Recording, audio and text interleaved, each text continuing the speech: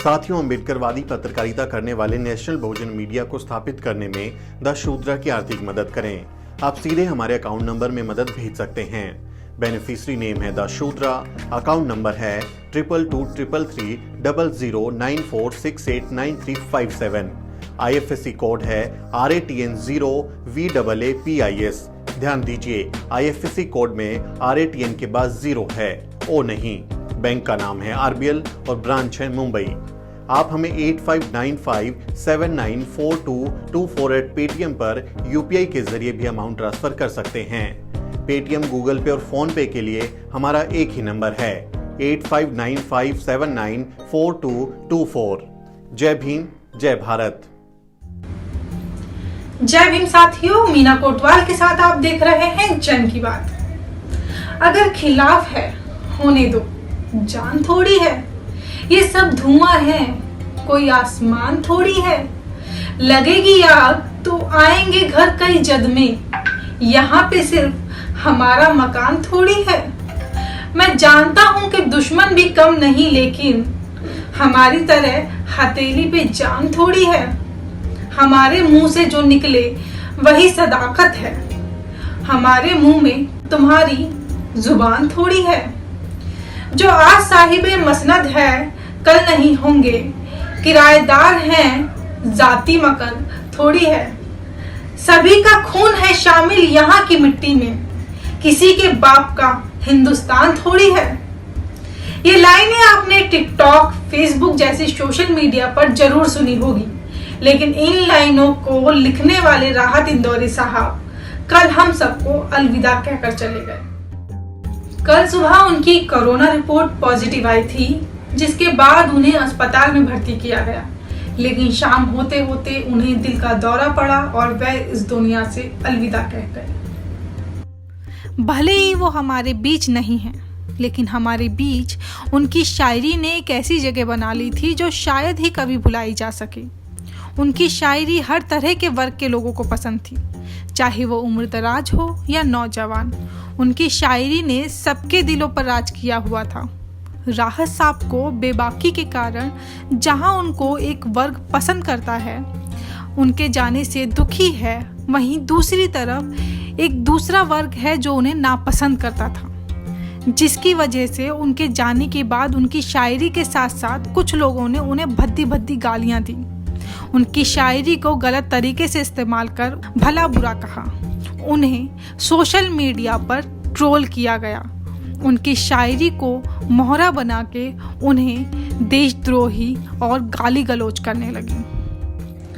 ये कौन लोग हैं जो किसी के जाने पर जश्न मना रहे हैं? ये कौन लोग हैं जिसे किसी के जाने पर उसे कोस रहे हैं? ये कौन लोग हैं जो किसी के मरने पर उन्हें गालियां दे रहे हैं?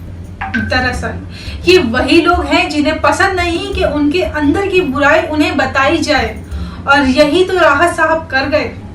वो देश को, यहाँ की आवाम को अपनी शायरी से समय समय पर यहाँ की बुराई, यहाँ की कमियां बताते रहते थे, चाहे वो NRC के मामले पर हो, चाहे वो 370 के मामले पर हो, जिस वजह से एक वर्ग के लोग इन्हें पसंद नहीं करते थे। सभी का खून है शामिल यहाँ की मिट्टी में, किसी के बाप का हिंदुस्तान थोड़ी है। इन लाइनों में ही इन्होंने साफ कर दिया था कि हिंदुस्तान है जहाँ अलग अलग धर्म जाति के लोग बसते हैं। इसे बनाने में सभी का खून शामिल है, किसी एक खास तरह के लोगों का नहीं। लेकिन इसका जवाब भी उन्होंने प्यार से दिया और अपने याद करने वालों के लिए 2 लाइन में उनके जज्बात शामिल कुछ इस तरह थे। अब ना मैं हूं ना बाकी है जमाने मेरे, फिल्में मशहूर है शहरों में फसाने मेरे, जिंदगी है तो नए जख्म भी लग जाएंगे, अब भी बाकी है कई दोस्त पुराने मेरे। ट्रोलिंग जैसी घटना पर उन्हें याद करते हुए युवा कवि जयकरण सिंह कहते हैं कि राहत जैसी शख्सियत को कभी नहीं भुलाया जा सकता। राहत साहब का जाना उर्दू अदब के आसमान से ध्रुव तारे के टूट जाने जैसा है। ये अपने आप में बहुत बड़े दुख की बात है, और उससे भी ज्यादा दुख, शर्म और अफसोस की बात है कि किस तरह से कुछ मुट्ठी भर लोग सोशल मीडिया पर राहत साहब को लेकर के आलोचना कर रहे हैं, उनके बारे में फप्तियां कस रहे हैं। मुझे बेहद हैरानी नहीं है इस बात की, क्योंकि मुझे इस बात का इल्म है कि ये वही मुट्ठी भर लोग हैं जिन्होंने ताजिंदगी नफरतों की सियासत को पाला पोसा है। वरना वो इस बात को जानते कि राहत साहब शायद इकलौते ऐसे शायर हैं जिन्होंने कबीर के बाद मजहब और सियासत पर इतनी बेबाकी से अपनी बात रखी है। वो शायर जिसने कहा कि इबादतों की हिफाजत भी उनके जिम्मे है जो मस्जिदों में सफारी पहन के आते हैं, और ये नफरतों की सियासत सियाह चश्मा है जिसे इमाम बुखारी पहन के आते हैं। मगर आज जब मोहब्बतों के बगीचे का इतना बड़ा दरख्त गिरा है, ऐसा तनावर दरख्त गिरा है, तो कुछ लोगों को ऐसा लग रहा है कि उनके नफरतों के गुलशन में बहार आ जाएगी। मगर वो शायद इस बात को भूल रहे हैं कि जब एक ऐसा तनावर दरख्त गिरता है तो अपने पीछे इतने बीज और इतने बेल और इतने बूटे छोड़ जाता है कि जिसकी महक, जिसकी खुशबू, जिसके रंग आने वाले बरसों बरस तक गुलशन में बने रहते हैं। राहत साहब को पता था कि उनके जाने के बाद उन्हें दुआओं के साथ बद्दुआओं में भी याद किया जाएगा, इसलिए उनको इस बात का न डर था न मलाल। वे भारी भरकम के साथ साथ हल्की फुल्की शायर भी बड़ी आसानी से कह देते थे। अपने वतन को लेकर उन्हें एक अलग ही लगाव था, एक अलग ही तरह का प्रेम था। लेकिन इस प्रेम को ट्रोलर्स देशद्रोही साबित करने में लगे रहे, क्योंकि वे अपने शायरी में सच्चाई कह देते थे और इसका जवाब वो प्यार से देते थे। इसी तरह उनके जाने के बाद इस लाइन को याद कैसे ना किया जाए। जनाजे पर मेरे लिख देना यारो, मोहब्बत करने वाला जा रहा है। अब चाहे लोग उन्हें उनकी अच्छाइयों के लिए याद करें या उनकी शायरी में बुराई ढूंढने के लिए, लेकिन सच तो यही है कि वे एक ऐसी शख्सियत थे जिन्हें चाहो भी तो नहीं भुलाया जा सकता।